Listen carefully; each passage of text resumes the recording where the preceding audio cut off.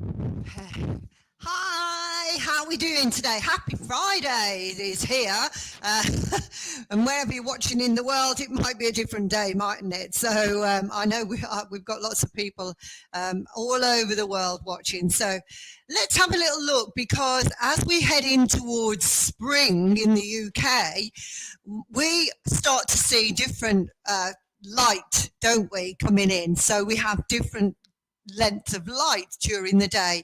And this is often when people start to struggle with their sleep. So we also have lots of people on that are through menopause and beyond, because that's my client base, basically, people who are perimenopausal and beyond. And a lot of people struggle with those sleep patterns through those times. And there's a lot of things that you can do to help with the menopause reactions and things like that. You know, people who have hot sweats, itching skin crawling, maybe, you know, you're suffering from migraines, maybe you are suffering from you know, just mental issues going on where you don't feel you can sleep because you can't put them to bed, a little bit of anxiety, which again, then because you're not sleeping can feel like you're creating more anxiety and become more of a worry. So let's have a look at a few sleep tips that you can do.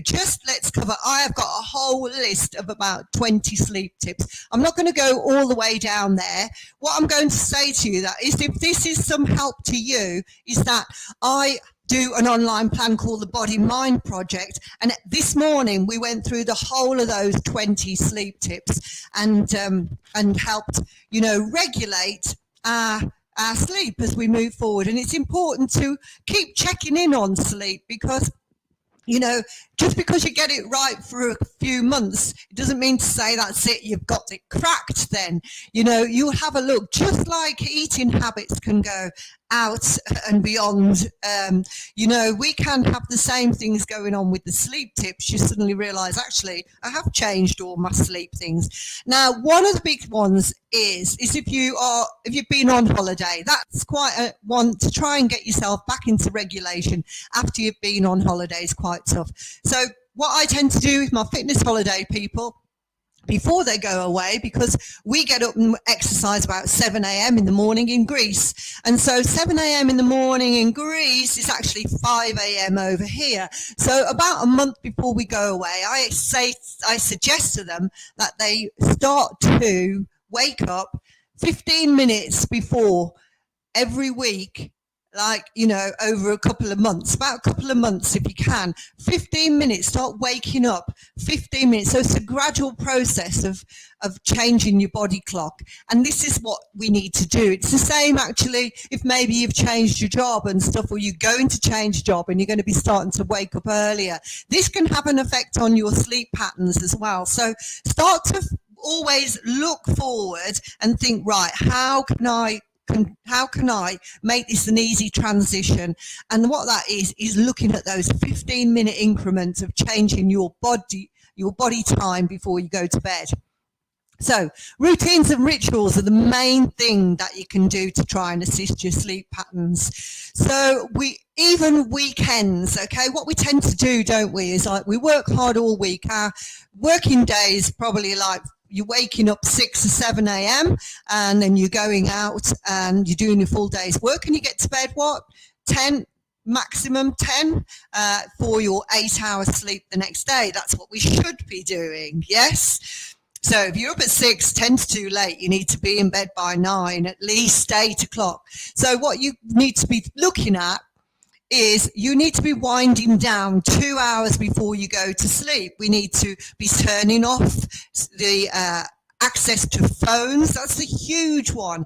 It's massive. It stimulates your brain, which then has an effect on the body. And ladies who are in menopause and beyond, you know, we can suffer from restless leg syndrome, and screens can activate that. They can really make you feel jittery and start to get jumpy legs. So get those screens off. Number one, that is really important. 2 hours before you get to bed, those text messages have to be gone.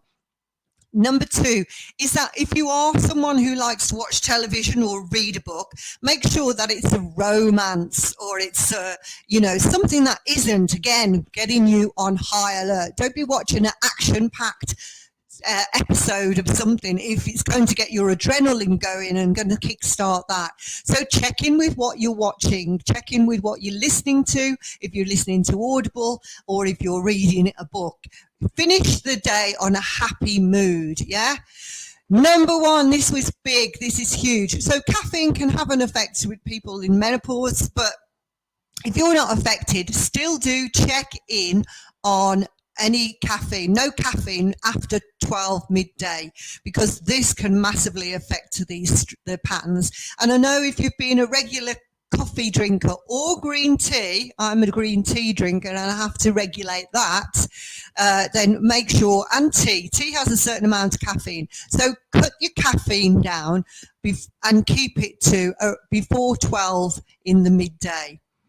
No angry conversations. Don't start confrontations late at night. Don't start confrontations in the afternoon if you can help it. Do them all in the morning.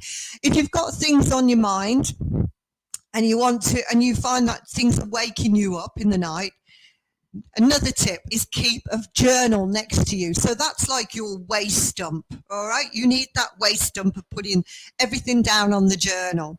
So what happens when you sleep, which is why it's really, really important? Well, because of in menopause, the estrogen changes in your body, it does have a lot of disruptions with hot flushes and all the symptoms that we can think of, itchiness and different types of stuff that, if you want to know more, I've got Men Solutions program. Take a look at that if you're on the page or on my website. There's plenty of information, deep information on menopause on that as well.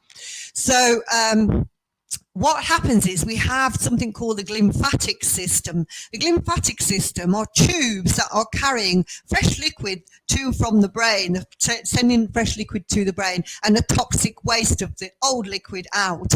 It's flushing that out.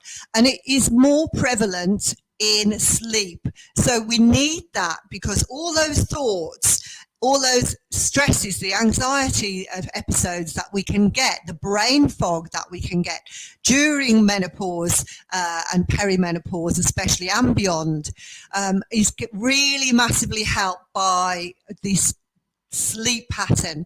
But finally, I'm going to end it with one more thing. Do not stress if you can't get your sleep. If you can't get your sleep, listen, it's normal. It's quite normal for sometimes to not be able to sleep. This is a normal process. So don't be panicking that everyone says you've got to get 8 hours. We try. It's between 7, 8, 9 hours is said to be the best amount of sleep that we can have. But we try. And if you are trying and you're not getting it, then okay, don't overstress it. You just go with what you can, relax, do lots of those things that I've already suggested that you put in place. Try that, okay? If not, there's lots more other things we can do. And if you really are struggling, go see the doctor, but he will probably suggest that you put all these things in place first. There's a lot of things that we can do.